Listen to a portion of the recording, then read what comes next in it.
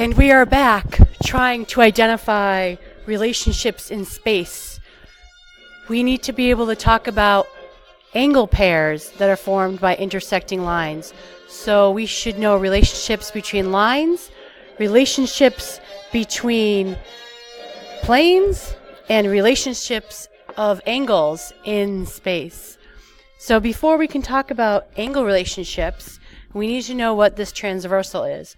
A transversal is just a fancy word for, if you can imagine, two lines. They don't have to be parallel. I tried to draw mine not parallel. And then you have a third line that intersects them, like that. So this third line is considered a transversal. You could also have lines that intersect like this. And then technically, every single one of those lines is considered a transversal of the other pair. So we've got this line is the transversal for line L and M. And then we have this line would be the transversal for L and we'll call it an M. I'm sorry.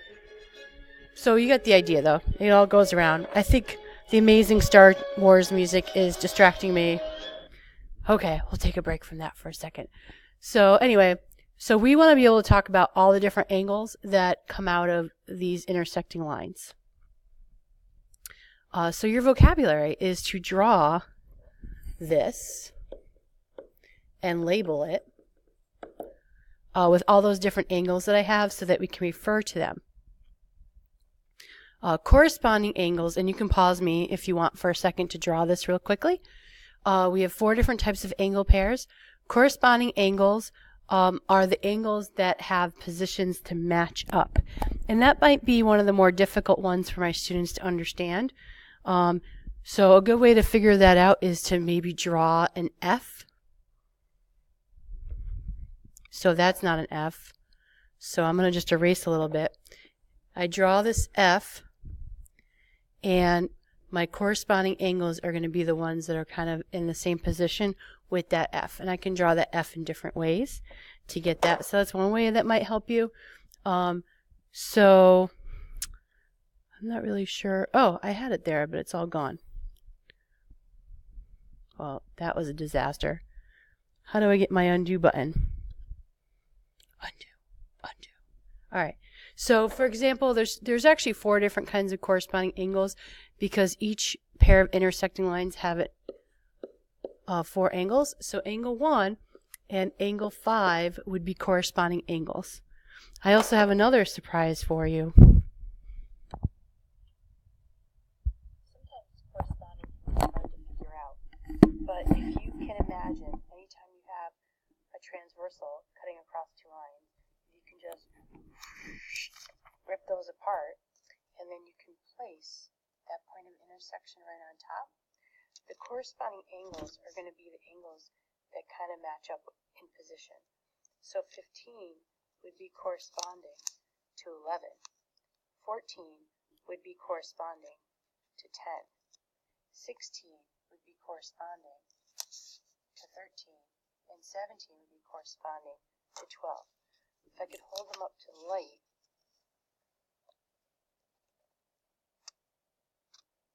I don't see anything, but you might with your notebook paper. So again, corresponding angles are angles that share a corresponding position. So hopefully you're able to hear that, and that might help you a little bit with corresponding angles. Alternate interior angles, if you can break down what alternate means and what interior means, it's not too hard. Alternate means opposites, as in opposite sides, and interior means inside. So alternate interior angles are going to be angles that are on the opposite sides of that transversal. So we're talking about opposites of this line.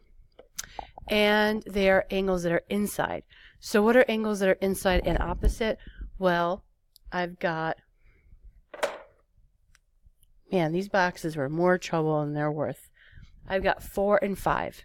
So notice that 4 is on the opposite side of 5, and they're both inside. Inside being this space right in here. Another pair of alternate interior angles would be 3 and 6. Again, 3 and 6 are opposite sides and they're inside. Alternate exterior angles are going to be exactly what that sounds like. They're on the opposite side of the transversal, but they're also on the outside of the transversal. So again, locate that transversal, and when we talk about outside space, we talk about 1 and 2 and 7 and 8. So that's outside. And the ones that are opposite of each other would be the pairs 2 and 7. Those would be alternate exterior angles. And then 1 and 8 would also be another pair of alternate exterior angles. Consecutive interior, you're going to also see written often as same side interior. And those are the angles that are, yes, on the inside. And also they are on the same side of that transversal. So this one would be 4 and 6. Would be one pair, and then another pair, of course, would be 5 and 3, because they are on the same side of the transversal as each other, and they're on the inside. All right, so from here on out, you're going to be practicing this by yourself. So you're probably going to want to pause me, or if you don't want to pause me, we can listen to more Star Wars music. And what you're doing right now is you are drawing this in your notebooks, and you are going to list. I switched up the numbers from the first example, so the answers are not going to be the same, but you're going to want to list all the pairs of corresponding angles, list the 2 pairs of alternate interior angles, list the 2 pairs of alternate exterior angles, and list all pairs of consecutive interior angles. What I don't want to see, I'll get you started on the first one, what I don't want to see is 2 and 4. That drives me crazy. We're talking about angles. So angle 2 and angle 4 is okay.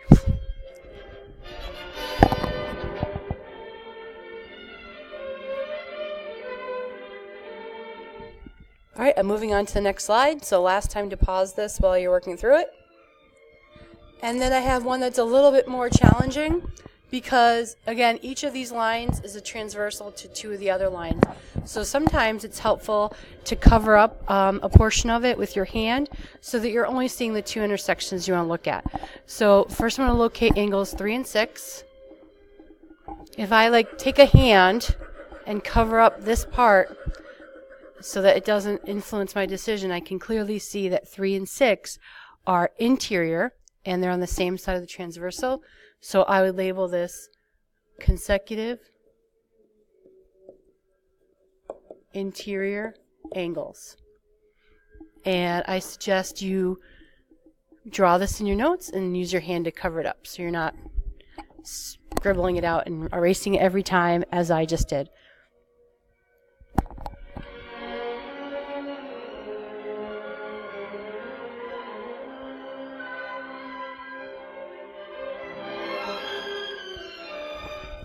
I just love that John Williams. All right, so moving on to the next slide, but I'm pretty sure this is all I wanted you to do today. Oh, yes, so now you have homework. It's probably going to be expected that you do this homework on your own. Check the Google Classroom and Aspen, because if this has been assigned for you, then this is what you should do. And I hope this was helpful in being able to identify angles that are formed by lines and transversals. When we're together next time, we are going to work harder on what if the lines are parallel, because that brings a whole other set of rules. Thank you.